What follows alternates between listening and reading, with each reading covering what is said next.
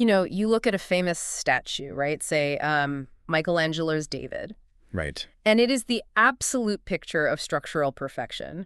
But it's carved from solid marble, it's completely unyielding, and above all, it is finished. Right, it's totally static. Exactly. And I think we have this tendency to think of our own bodies in exactly the same way. You know, we reach adulthood, we look in the mirror, and we assume that the construction phase is basically done. Yeah, we think we're fully built. Right. And from that point on, the goal is just to, like, keep the paint from peeling, so to speak. But looking through the stack of biological and nutritional texts we brought in for today's deep dive, that static view of the human body couldn't be further from the truth. It really is a comforting illusion. I mean, thinking we're just solid. But biologically speaking, you are definitely not carved from marble. Not at all. The human body is this highly dynamic living system. You are actually in a state of constant quiet motion. You're dismantling and rebuilding yourself, literally cell by cell, protein by protein, every single day of your life. And that continuous cycle of rebuilding, that is our mission today. We are skipping the noise of modern wellness trends. So no chasing eternal youth, no miracle cures. Definitely no miracle cures here. Right. Instead, we are looking at the actual science to understand the hidden structural architecture of your body. Specifically, we are exploring the interconnected worlds of collagen and fascia. Which is such a fascinating area. It really is, because Yeah. if you want a shortcut to understanding why your body feels the way it does, like why you wake up feeling incredibly light and bouncy one day, and then like a collection of rusty grinding gears the next. We've all been there. Exactly. You have to understand this internal engineering. Yeah, and to really grasp why we feel stiff or fluid, we have to look closely at the materials doing the heavy lifting. And collagen is, it's the undisputed foundation here. Okay, let's unpack this, because I want to be incredibly clear right out of the gate for anyone listening. When we say collagen, we are not talking about like a trendy beauty supplement or a lip plumper. No, not at all. We are talking about the literal scaffolding of human vitality. Our sources point out that nearly 1/3 of all the protein in your entire body is collagen. Yeah, 1/3. It's a staggering metric when you consider the thousands of different proteins required just to keep you alive. It really puts it in perspective. It does. And if you were to look at healthy collagen under, say, a powerful electron microscope, you wouldn't see some smooth, uniform gel. You would see these incredibly long, rope-like strands. Like actual ropes. Exactly like ropes. They are woven, twisted, and braided together to create biological structures that are just immensely strong, yet adaptable to physical stress. Oh. And the texts note that scientists have identified at least 28 different configurations or types of this protein. Wait, 28? That seems like a lot of variations for what is essentially structural rope. Do we actually need all of them to function?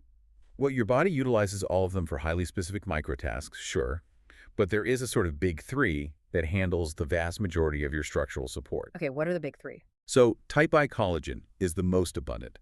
Think of it as the incredibly dense, heavy-duty towing cable. A towing cable. Okay, got it. Right. The molecules are packed tightly together to provide immense tensile strength.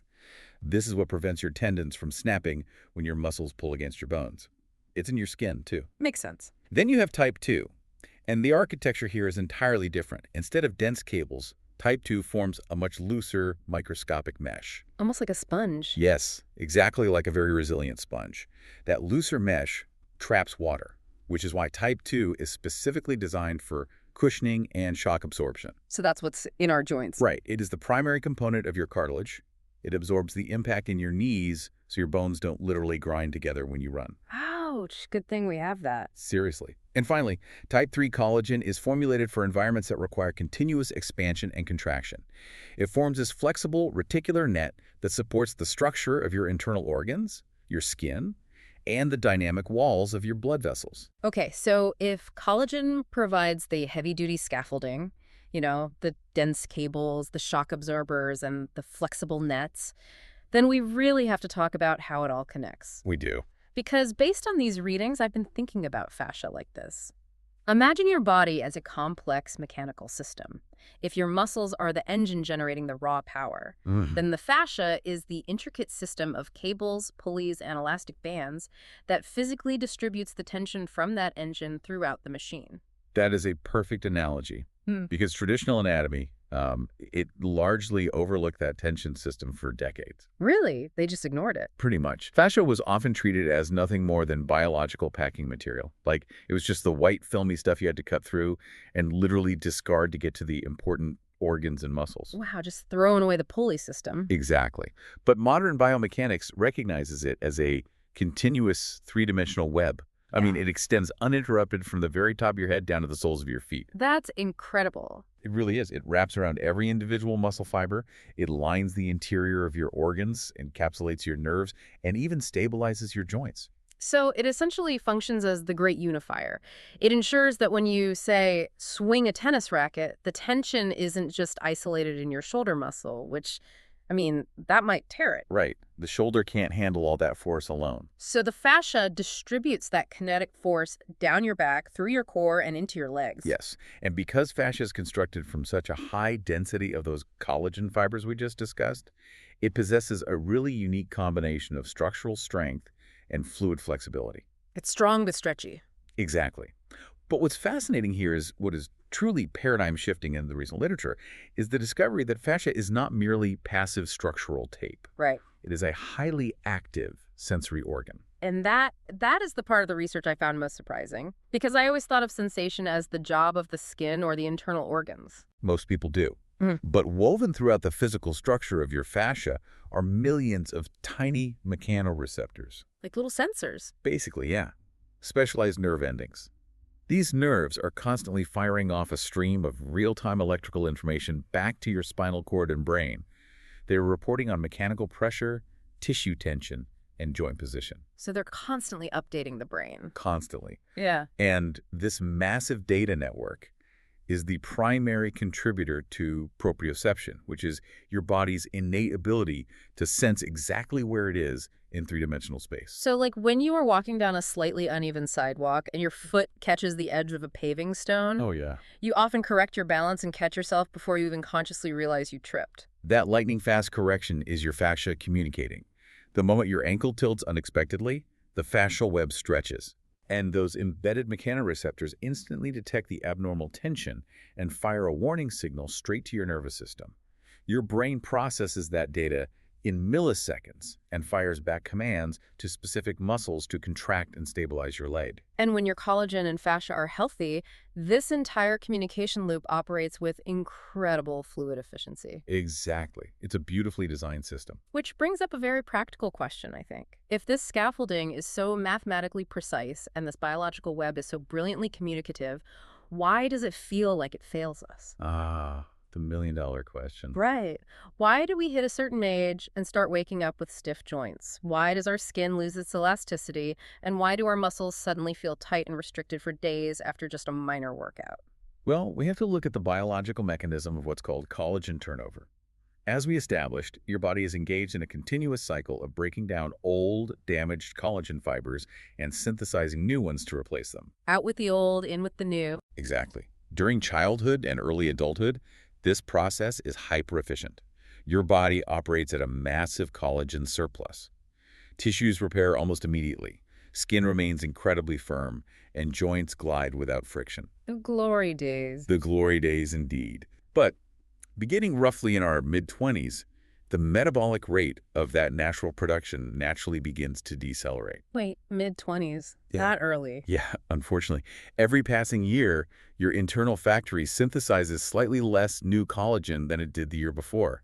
And over decades, that microscopic deficit compounds into visible and physical stiffness. Okay, wait. I have to challenge this based on what we see in the wellness industry every day. Oh, I know where this is going. Yeah, if my internal collagen production is dropping, why can't I just buy an expensive topical cream or, scoop some collagen peptides into my morning coffee to replace it? I mean, Yeah. There's a multi-billion-dollar market promising me I can just paste the scaffolding back on from the outside. The marketing is incredibly persuasive, I will give them that, but the underlying biology absolutely shoots that concept down. Really? Completely? Completely. The human body is a closed, highly regulated system. You cannot swallow a collagen gummy and expect your digestive tract to take that exact, intact, triple helix molecule and seamlessly paste it directly onto a sore knee joint or a wrinkle on your forehead. Because it's a protein, right? And the digestive system's entire job is to destroy He proteins. dismantles them, yeah. Strong stomach acids and enzymes cleave those complex collagen molecules into their microscopic constituent parts, which are basic amino acids. So it just breaks them down into raw materials. Exactly. Once they are broken down and absorbed into your bloodstream, your body simply sees a pool of raw materials. It might use those amino acids to build new collagen, sure, but it might just as easily use them to build muscle tissue, manufacture enzymes, or simply burn them for energy. So you really have zero control over where they go once you swallow them. Zero control. The body has to manufacture its collagen internally, from scratch, at the cellular level. Wow. And based on the texts, the problem isn't just that our natural production slows down, it's that we actively accelerate the destruction of the scaffolding we already have. We do. We are our own worst enemies sometimes. Right. We introduce external factors like excessive UV radiation from the sun, smoking, chronic psychological stress, poor nutrition, high sugar loads. All of these trigger a highly destructive physiological process called oxidative stress. Yeah, and to understand oxidative stress, we really have to look at the chemistry of the cell. These external lifestyle factors introduce unstable oxygen molecules into the body, known as free radicals. I've heard that term so much, but what actually is a free radical? Basically, a free radical is essentially a molecule that is missing an electron. That makes it highly chemically reactive and unstable. To stabilize itself, it violently steals an electron from the nearest healthy cell or protein. Oh, wow. So it's basically a microscopic thief roaming the biological web. A highly destructive thief, yes. When these free radicals attack healthy collagen fibers to steal electrons, they actually snap the delicate chemical bonds holding that triple helix together. Ouch. Yeah, the collagen becomes fragmented and weak. Even worse, oxidative stress can cause pathological cross-linking, where the collagen fibers inappropriately fuse together in these chaotic tangles. Like getting your headphones tangled in your pocket. Exactly like that. That beautiful, gliding, communicative, three-dimensional web of fascia suddenly becomes thick, glued down, and immobile. The mechanical tension isn't distributed properly anymore, and you experience that as chronic stiffness and pain. Okay, so if external fixes are largely a biological myth, and our internal factory is constantly under attack by these electron thieves, how do we actually support the structure? We've stripped it down to the studs here, so how do we rebuild? Right, let's get into the rebuilding. The texts detail the internal synthesis process in a way that feels very much like a highly coordinated construction site. That is a highly accurate way to visualize cellular biology, actually. If you're going to build complex biological scaffolding, you need a specialized crew. Okay, who are the workers? In connective tissue, those primary workers are cells called fibroblasts. They act as the biological engineers. They are constantly moving through the fascial web, assessing tension, and assembling the necessary molecules to lay down new collagen tracks. But those fibroblasts cannot build anything out of thin air. They need raw materials. Exactly. In our internal factory, the bricks for the scaffolding are specific amino acids. The texts heavily highlight three: glycine, proline, and hydroxyproline. And while collagen itself is an animal protein, the vital building blocks to manufacture your own internal supply are abundantly available in a plant-rich diet. Things like legumes, seeds, nuts, and whole grains. Yeah, and the clinical data shows that combining different plant sources, like, say, eating lentils alongside quinoa or brown rice, creates a complete amino acid profile. It delivers the exact combination of bricks those fibroblasts require. Okay, so we have the bricks. But having a massive pile of bricks on a construction site is entirely useless without the cement to bind them together. Biologically, that vital cement activator is vitamin C. Wait, hold on. I'm stuck on the vitamin C part. I've always thought of vitamin C strictly as an immune system booster. You know, something you drink when you feel a cold coming on. How does a vitamin physically twist structural proteins together? I know, it's surprising, but it's a brilliant piece of biological chemistry. Vitamin C is a mandatory cofactor in a process called hydroxylation. Hydroxylation, okay. Right. When the fibroblasts are trying to assemble the glycine and proline amino acids into that incredibly strong triple helix shape, they rely on specific enzymes. Those enzymes require vitamin C to function. I see. The vitamin C allows the enzymes to add oxygen and hydrogen molecules to the amino acids, changing their shape just enough so they can tightly coil around one another. So without the vitamin C, the chemical reaction just stalls out. Completely. Without sufficient vitamin C, the enzymes fail, The strands cannot twist tightly, and the resulting collagen is incredibly fragile and literally begins to fall apart. That sounds bad. It is. This is actually the precise mechanistic cause of scurvy. Wait, scurvy? Like the pirate disease? Yes, exactly. It isn't an immune disease. It's the literal breakdown of your connective tissue because your body lacks the vitamin C to maintain its collagen scaffolding. Oh, wow. Okay, that is blowing my mind a little bit. So we've delivered the amino acid bricks, we've provided the vitamin C to activate the enzymes and twist the cables tight. The structure is going up. It is. But the texts point out that the workers still need specific reinforcements to make the structure durable. Yeah, those reinforcements are trace minerals. Yeah. First is copper, which you can easily source from seeds, nuts, and dark leafy greens. Hmm. Copper is required by another set of enzymes that create covalent bonds, or crosslinks, between the newly formed collagen helices. If the amino acids are the bricks, these copper-dependent crosslinks are the structural bridges that lock the entire tissue matrix together so it can withstand heavy mechanical loads. What else do we need besides copper? Then you have zinc, which is critical for supporting the enzymes dedicated to repairing micro tears in the tissue. And finally, silica. Silica, where do we get that? You find it in oats and whole grains, mostly. Silica helps organize the spatial orientation of the fiber so the tissue remains elastic rather than rigid. Okay, so the scaffolding is built, it's chemically reinforced, it's highly durable, but, every construction site needs security to protect the investment from vandals. All right, the electron thieves. Exactly. In the body, the vandals are those electron-stealing free radicals causing oxidative stress. So to protect the freshly laid collagen, you need antioxidants. We get these from deeply pigmented foods, like dark berries, sweet potatoes, pomegranates, tomatoes. Yeah. And the mechanism here is beautiful in its simplicity. Antioxidants are molecules that carry extra electrons. Oh, so they have spares to give away. Exactly. Yeah. They actively patrol the biological web and voluntarily donate those extra electrons to the unstable free radicals. This completely neutralizes the free radical, satisfying its chemical instability before it has a chance to attack and fragment your new collagen fibers. So what does this all mean for someone planning their meals? It means the popular wellness concept of relying on a single isolated superfood or an expensive powder is an illusion. A total illusion. You cannot just eat a handful of blueberries or swallow a zinc capsule and expect a newly renovated structural web. You need a highly diverse whole food diet to supply the entire internal construction site with the bricks, the cement, the bridges, and the security forces all at the exact same time. Nutritional architecture requires absolute chemical synergy.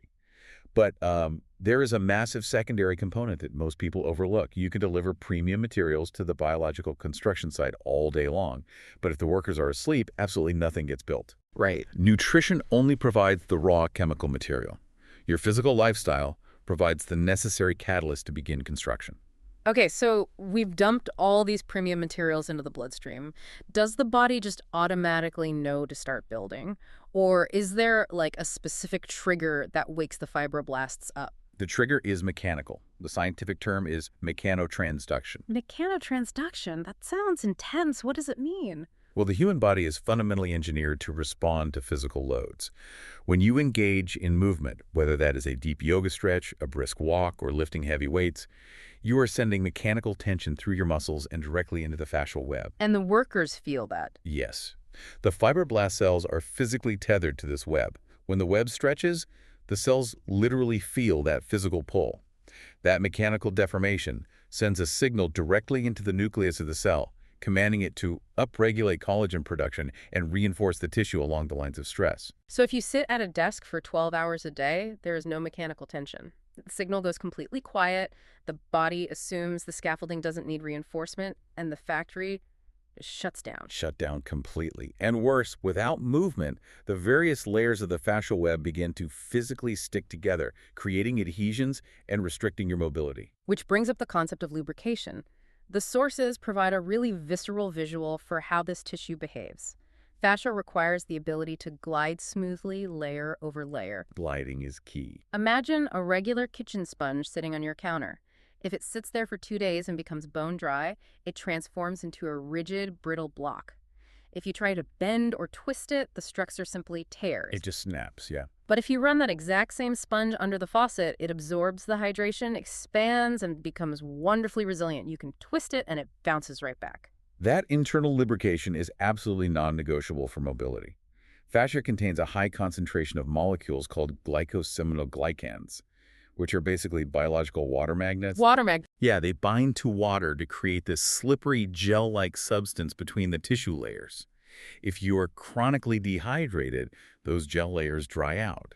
Your internal tissue becomes like that, dry, sponge, sticky, and highly susceptible to micro tears and injuries. This is why the nutritional texts emphasize not just drinking glasses of water, but consuming water-rich foods. Things like cucumbers, celery, melons, and leafy greens. Right, because of how it absorbs. Exactly. They deliver hydration directly into the cellular matrix alongside essential phytonutrients, keeping that fascial web plump and capable of gliding. And if you look at the environment of renewal holistically, we absolutely must discuss what happens when the body's systems power down for the night.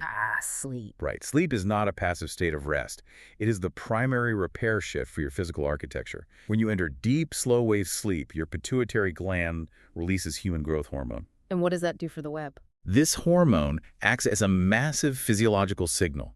It stimulates the fibroblasts to accelerate their repair of the microdamage your tissue sustained during the day's activities. Conversely, what happens when you combine chronic sleep deprivation with high psychological stress? I feel like that's a lot of people nowadays. It is, and it creates a highly toxic hormonal environment for your connective tissue. Chronic stress elevates cortisol levels. Sustained high cortisol actively upregulates enzymes that specifically target and chop up collagen fibers. Oh, that's terrible. It is. So prolonged psychological stress literally weakens your physical structural foundation from the inside out, while simultaneously inhibiting the fibroblasts from repairing the damage. But the research also gives us very simple mechanical tools to fight back against that stiffness, right? Things like applying gentle warmth or getting a deep tissue massage. These aren't just treating the symptoms, they are physically increasing vasodilation. They widen the blood vessels in tight areas, taking all the raw materials we just spent time detailing, the amino acids, the vitamin C, the oxygen, and physically rushing them straight into the localized tissues where the fibroblasts need them most. Exactly. It really highlights the ultimate interconnectivity of the system. The body only truly thrives when mechanical movement, deep rest, cellular hydration, and complex nutritional chemistry are all functioning in balance. Which brings us to the ultimate takeaway from all this research. Why should you care about the microscopic twisting of a triple helix, or the electron state of a free radical, or the hydration of your fascial web? Right, what's the bottom line? Because deeply caring for your collagen and your connective tissue has absolutely nothing to do with vanity. It isn't about attempting to freeze the biological clock.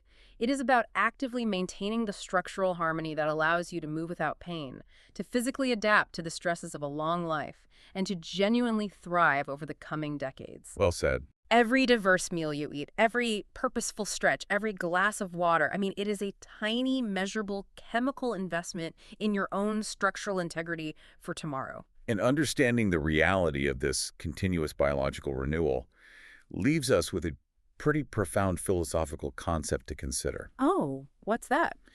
If your body is quietly dismantling old structural proteins and building entirely new ones from scratch every single day, Yeah. that means the physical structure you are inhabiting right now is not the exact same architecture you lived in 10 years ago. Yeah. It has been entirely rebuilt, cell by cell. That is wild to think about. It is, which raises the ultimate question.